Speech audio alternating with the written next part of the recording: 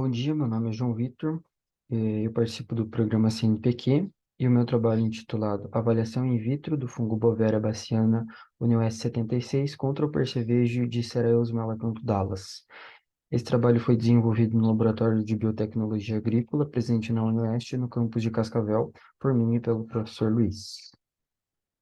Diceros malacanthus é um percevejo da família Pentatomide e apresenta como característica a capacidade de explorar diferentes plantas para a alimentação. A soja, que é a Glycine Max L, é uma leguminosa mundialmente cultivada e um dos principais grãos da agricultura brasileira. E o percevejo ele vem apresentando grande adaptabilidade em meio a essa cultura, e por isso a sua importância vem crescendo. Os danos à cultura se iniciam a partir do terceiro instar, que é o instar, o estágio de vida destacado na imagem do ciclo de vida.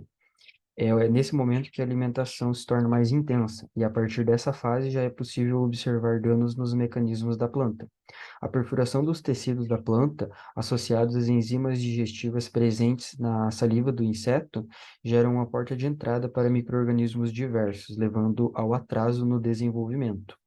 O combate a esse tipo de praga se dá principalmente pelo controle químico com inseticidas, visto que essa é uma prática usual que segue aplicações calendarizadas, elevando os custos e possibilitando riscos de contaminação. Além do mais, com o passar do tempo, os insetos criam resistência aos produtos, tornando cada vez mais difícil o seu controle. Diante disso, a utilização de fungos entomopatogênicos é uma alternativa para o controle dessas pragas, visto que a- já se tem estudos de seleção de isolados que comprovam a elevada virulência contra o percevejo marrom e seus ovos.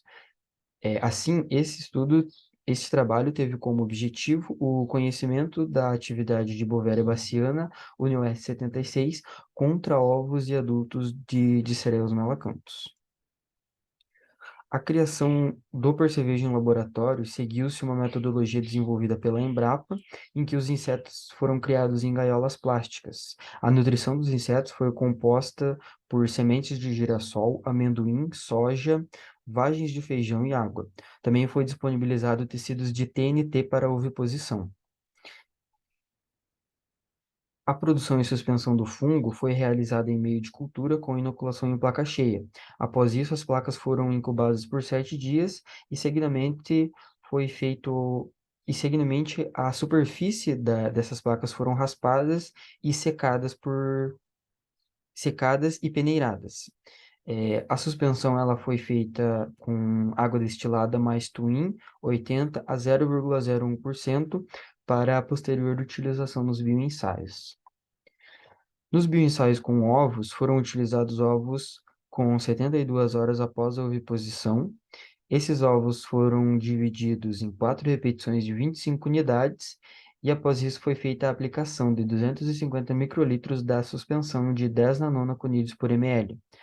A aplicação foi feita com pipeta volumétrica e, após a aplicação, os ovos foram transferidos para a placa de Petri com papel filtro para as avaliações. A avaliação seguiu por 10 dias e o bioensaio ele ficou em uma sala a 25 graus e umidade relativa a 60%, com fotoperíodo de 12 horas de luz e 12 horas de escuro.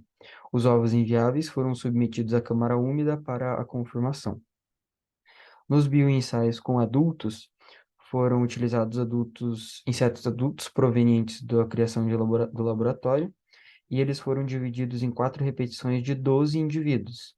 Após isso, foi feita a pulverização de 1 ml da suspensão, tanto de 10 nanonas conídeos por ml, como de 10 na oitava conídeos por ml. Após a aplicação, os insetos foram transferidos para recipientes de plástico com alimentação, como possível ver na terceira imagem, que temos o grupo controle, o grupo da suspensão de 10 na oitava conídeos por ml e o grupo da suspensão de 10 na nona conídeos por ml. A avaliação seguiu por 7 dias e esse bioensaio ficou na sala com as mesmas condições que os ovos. Os insetos mortos passaram por câmara úmida para confirmação. Aqui é possível observar uma tabela com os resultados dos testes com os ovos. Neste teste, o controle apresentou uma quantidade expressiva de ovos inviáveis. Possivelmente pela dificuldade da criação do inseto em laboratório, a porcentagem da viabilidade naturalmente se tornou baixa. E além do mais, não houve confirmação da atividade do fungo sobre os ovos, mostrando a ação não ovicida. A média dos ovos inviáveis, tanto no tratamento como no controle, não apresentaram diferença significativa. Na suspensão de 1 × 10 nanoconides por ml, os ovos inviáveis apresentaram uma média de 55%. Já no controle, essa média foi de 48%. Para os ovos viáveis, a suspensão de 1 × 10 nanoconides por ml apresentou uma média de 45%, e o controle apresentou uma média de 52%. Nesse gráfico, é possível observar a similaridade das médias do controle e do tratamento, tanto para ovos inviáveis como para ovos viáveis. Já na imagem ao lado, é possível observar os ovos viáveis, já com uma ninfa, mostrando que o fungo não teve ação sobre a eclosão do inseto.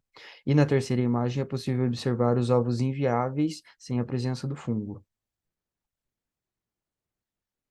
Essa tabela apresenta os resultados da mortalidade total e confirmada de adultos de Cereus malacanthus submetidos a diferentes concentrações de Bovéria baciana. Então, nesse teste, os resultados mostraram que quanto maior as concentrações de conídeos utilizadas, maior foi a mortalidade. Aqui é possível ver que na suspensão de 1 × 10 nanoconídeos por ml, a mortalidade total foi de 100%, com uma mortalidade confirmada de 55,11%.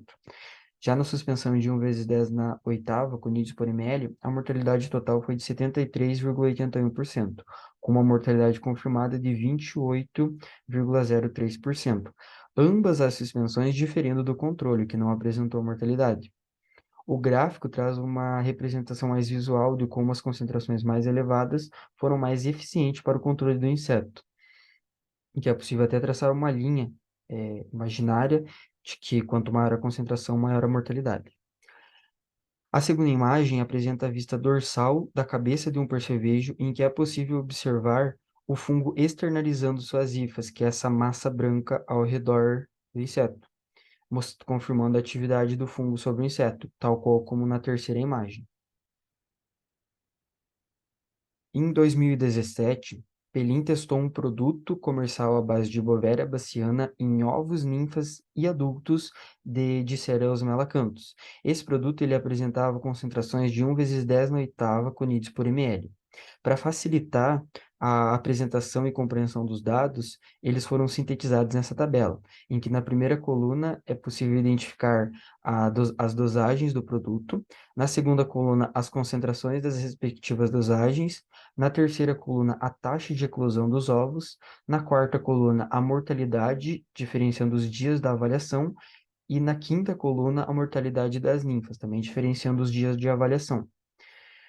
Os testes com ovos apresentaram resultados lineares, em que quanto maior a concentração de conídeos utilizada, apresentou menor eclosão dos ovos, mostrando que essa é uma alternativa eficaz e vantajosa para o controle da população desses insetos pragas que se dá pela eliminação dos ovos, visto que o ciclo é interrompido já na fase inicial, evitando problemas subsequentes na cultura. Os ovos, eles são alvos fáceis do manejo, devido à conformação presente na cultura. Então, eles estão localizados presos nas folhas e vagens. Diante disso, se torna iminente o desenvolvimento de trabalhos envolvendo a ação de Bovéria baciana sobre ovos de outras pragas, para a compreensão da atividade desse fungo sobre os primeiros estágios de vida desses insetos. Houve também mortalidade de adultos e ninfas nas maiores concentrações utilizadas. Então, foi possível observar que na avaliação feita de 1 a 5 dias para adultos, a mortalidade nas maiores concentrações foi de 100%, tal qual nas menores concentrações, mesma porcentagem de mortalidade só foi atingido após o quinto dia de avaliação. Na mortalidade de ninfas também seguiu esse mesmo raciocínio. E assim como nos bioensaios utilizando o Bovéria baciana UNS 76 sobre adultos, em que também foi possível observar que quanto maiores concentrações utilizadas, maior a mortalidade dos insetos. A similaridade dos estudos está no mesmo fungo utilizado e no mesmo inseto. Então, e as possíveis diferenças que explicam os resultados distintos, principalmente nos testes com ovos, se dá possivelmente pelo isolado que foi utilizado, eles apresentam uma variabilidade genética, e possivelmente o produto formulado, o Boveril. Então, isso pode ser que explique os resultados da baixa eclosão de ovos. Com isso, então, foi possível concluir que Bovera baciana UNS 76 foi patogênico para adultos de Cereus melacanthus.